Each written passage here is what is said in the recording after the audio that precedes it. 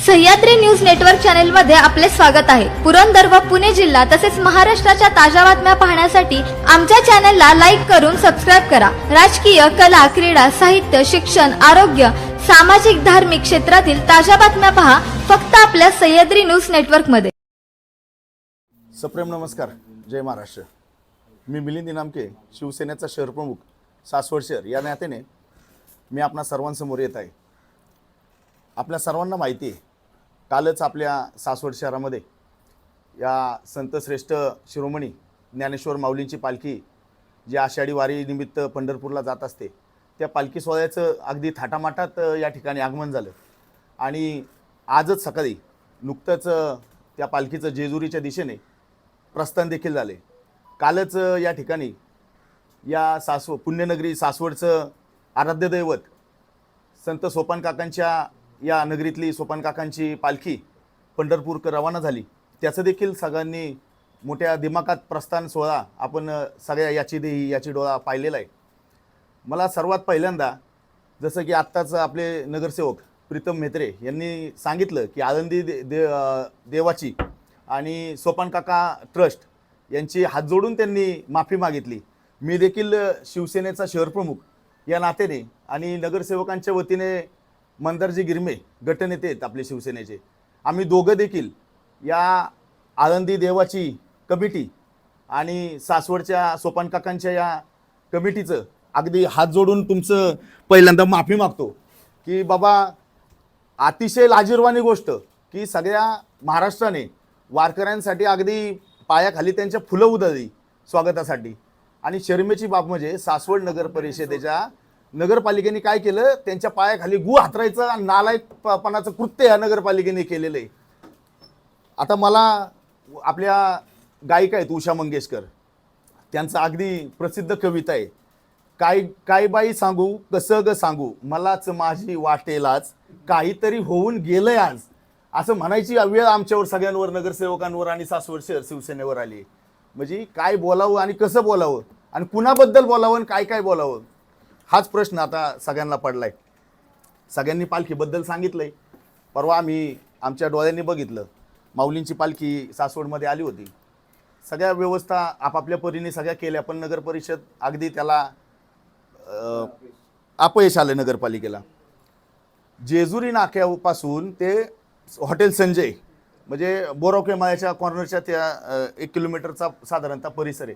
एकही लाईटची खांब तिथं म्हणजे लाईट त्या स्ट्रीट लाईटची लागली नव्हती।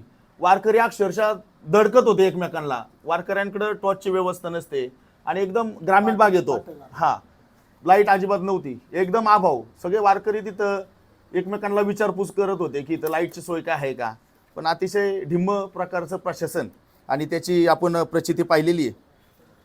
राहिला विषय, मी आता सोपाननगर जी वसाहती आपले जुनं पोस्ट ऑफिस, त्याच्या तिथले जे सगळे सहकारी आहेत आमचे, DV राऊत यांचं 6/5/2026 रोजीचं एक सासवड नगर परिषदेला पत्र गेलं होतं।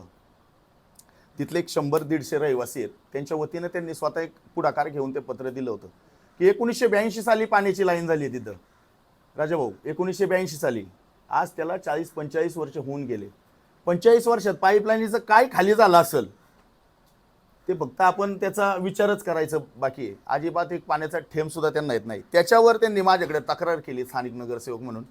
त्याच्यावर मी 29/6/2026 रोजी नगरपालिकेच्या मुख्य अधिकाऱ्यांना पत्र लिहिलंय, त्याची माझ्याकडे एक प्रत आहे।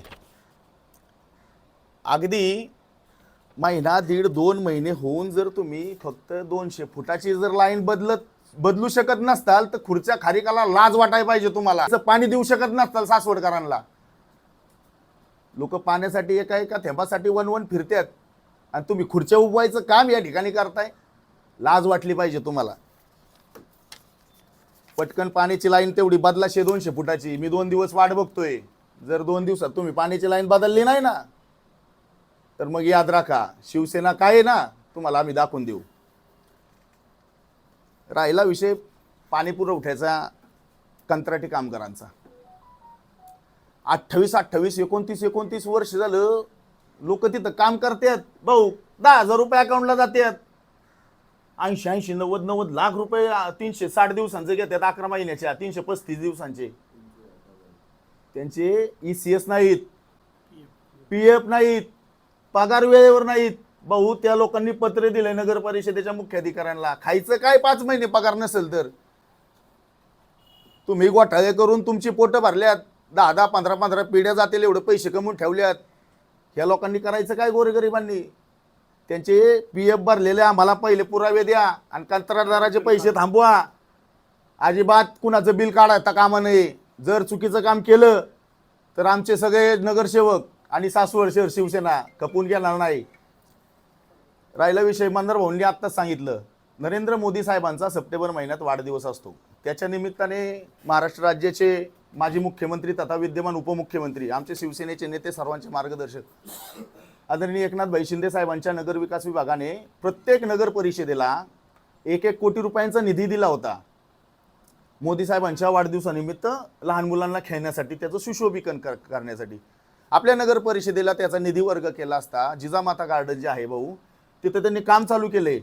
46 लाख रुपयांचं बिल त्या ठिकाणी काढावं अर्धवट म्हणून, पहिल्या टप्प्याचं बिल काढावं म्हणून पत्र आले नगर परिषदेला. आमची नगर परिषद, आणि काम तर काही झालं नाही भाऊ. तुम्ही सगळे गेला होता तिथं, तुम्ही सगळा लेखा जो का मांडलाय, सगळं पर्दाफाश करून सगळ्या लोकांना तिथं दाखवलंय कशा पद्धतीने काम चाललंय. माझी नगरपालिकेच्या मुख्याधिकाऱ्यांना पक्षाच्या वतीनं आणि मंदारजी गिरमे यांची शिवसेनेच्या गटनेत्यांच्या वतीनं, सगळ्यांच्या वतीनं विनंती, लिखी पत्र सुद्धा आम्ही त्या प्रकारे देतोय. आज आम्ही पत्र लिहून आणले, आज त्याचं जमा होईल तिथं. आमची विनंती आहे की तुम्ही ह्याचा सगळं ऑडिट केल्याशिवाय आणि ह्या निकृष्ट दर्जाचं जे अर्धवट काम केलेलं आहे त्याचा 1ही रुपया ठेकेदाराच्या अकाउंटला द्यायचा नाही. आणि जर तुम्ही दिला तर मुख्याधिकारी सुद्धा ह्या भ्रष्टाचारात सामील आहेत की काय अशी शंका सासवडकरांच्या मनामध्ये येईल. आणि तुम्ही सुद्धा त्या 1 कोटी रुपयातले पैसे तुमच्या घरात गेलेत का काय अशी शक्यता देखील नाकारता येणार नाही. ती शक्यता देखील आमच्या मनात येईल. म्हणून तुमच्या इज्जतीला पुढं काळा डाग लागू नये म्हणून तुम्ही ते सगळे बिलं जे आहेत ना ते सगळे थांबवायचे. अजिबात चुकीच्या कामांना पाठीशी तुम्ही घालायचं नाही. राहिला भाऊ माझ्या आवडतीचा विषय, इनामके माळ्यातली पाण्याची टाकी. आता आपण सगळ्यांनी त्या सासवड पोलीस स्टेशनला आपण जायचंय. मी भाऊ 2 महिने झालं आरडाओरडा करतोय की बाबा मला तर लोक ह्याचे मी पुरावे आणलेत. टाकीवाला बाबा असं म्हणतील मला. हे त्याचे पुरावे आहेत. मी सगळ्यांना सासवडकरांना हे त्याचं, मी इतक्या दिवस गप्प होतो भाऊ, पण आज हे त्याचे पुरावे मी तुमच्या समोर जाहीर करतोय. मी पत्र दिलं होतं की इनामके माळ्यातल्या पाण्याच्या टाकीचं 2019 साली उद्घाटन झालं होतं. त्याची एक वीट देखील लावली नव्हती.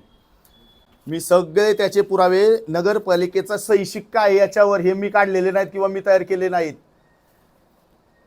मी असं पत्र दिलं होतं की इनामके माळ्याच्या पाण्याची टाकीची माहिती मला मिळावी. 71,66,000 रुपये भाऊ त्यांनी बिल काढले. पंपवेल त्याच्यामध्ये समाविष्ट होता, पाण्याची लाईन होती, सगळ्या ठिकाणी बांधकाम होतं पाण्याची टाकीचं. 3 लाख लिटर पाण्याची टाकी झाली, मोठी झाली. फक्त आता सगळ्यांनी पोलीस स्टेशनला जायचं आणि तक्रार द्यायची, FIR करायचं आपल्याला पक्षाच्या वतीनं की माझी पाण्याची टाकी चोरीला गेली आहे. तुम्ही आता मला सगळ्या पत्रकारांनी देखील नेऊन दाखवा, ज्यांनी पाण्याची टाकी बांधली ना, सत्ताधारी असतील, मुख्याधिकारी असतील किंवा सगळं बांधकाम विभाग असेल सासवडचं, मला त्यांनी येऊन पाण्याची टाकी दाखवायची. मी सुद्धा चकित झालोय, माझी पाण्याची टाकी गेली कुठं? मी 2 महिने झाले उडाकतोय, मला गावा नाहीच.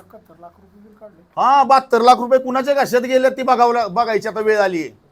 बरं, हे फक्त एकच प्रकरण झालं. नंतर मी माहिती घेतली, ते म्हणले तुमची पाण्याची टाकी डिच हाऊसला बांधली. बरं, बांधली, काय हरकत नाही. मग त्याचं म्हणजे कम्प्लिशन सुद्धा आहे, आता केलेल्या पावत्या व्हाउचर सुद्धा माझ्याकडे. कागदा विनामके मला आहे, पण बांधली कुठं? डिच हाऊसला, असं त्यांचं म्हणणं आहे की आम्ही डिच हाऊसला बांधली. असं हरकत नाही, काय त्याचंही सगळं आपण काढू. हा घोटाळा पूर्ण सासवडकरांच्या समोर आणल्याशिवाय ही शिवसेना गप्प बसणार नाही.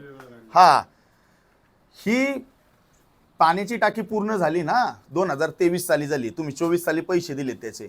आज 2026 आहे. इनामके माळ्यात बोंगळे माळा, शेटे माळा, चवळे माळा, मेत्रे माळा, कळकी बाग, या भागातल्या लोकांना तुम्ही पाणी का दिलं नाही? एक थेंब सुद्धा का नाही दिलं? आम्ही त्याची विचारणा केली असता त्यांनी काय उत्तर दिलं पप्पू शेठ, त्याचं हेड मॅच झालं नाही.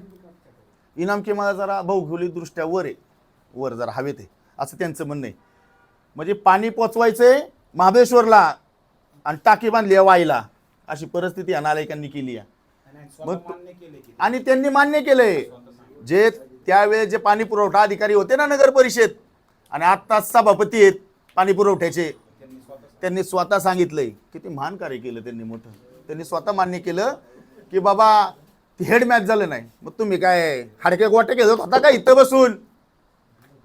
सासवडच्या लोकांचा पै पै तुम्ही घशात घातलाय तुमच्या. उत्तर द्या आधी. त्याचं उत्तर कोण देणार? लोकांच्या तोंडचं पाणी पळवण्याचं पाप तुम्ही केलंय आणि ह्याचं तुम्हाला सगळं उत्तर द्यावं लागेल या सासवडकरांना. नंबर 2चा भाऊ मुद्दा, इनामके मळ्यातलं मी वारंवार अर्ज करून, मी आबांना सुद्धा, गिरमे आबा आहेत पाणी पुरवठ्याचे सभापती, आता नगरसेवक आहेत, मी त्यांना मागच्या वेळेस सुद्धा चॅलेंज केलं होतं. तुम्ही लेट टमाटामा बोलताय ना, माझ्या एका प्रश्नाचं उत्तर द्या. इनामके मळ्यात मुर्मीकरणाचं काम आम्ही सगळ्या मंडळींनी केलं होतं. 2-2, 5-5 हजार गोरगरिबांनी काढून तिथं मुर्मीकरणाचं काम केलं होतं. 23,98,000 रुपये हल्ले त्याचं. ही आमची इनामके मळ्यातली मर्यादा तुम्हाला सोडणार नाही. तुम्हाला त्याचा पैचा हिशोब द्यावा लागेल. लोकांनी गोरगरिबांच्या पैशाचं तुम्ही करताय काय? तुम्हाला वाटलं काय इथं कोण विचारायला नाही आपल्याला? इथून पुढे असल्या गोष्टी खपून घेतल्या जाणार नाहीत आणि इथून मागच्या ज्या घडल्यात ना त्या सुद्धा खपून घेतल्या जाणार नाहीत बिलकुल. तुम्हाला 1-1 रुपयाचा हिशोब द्यावा लागेल.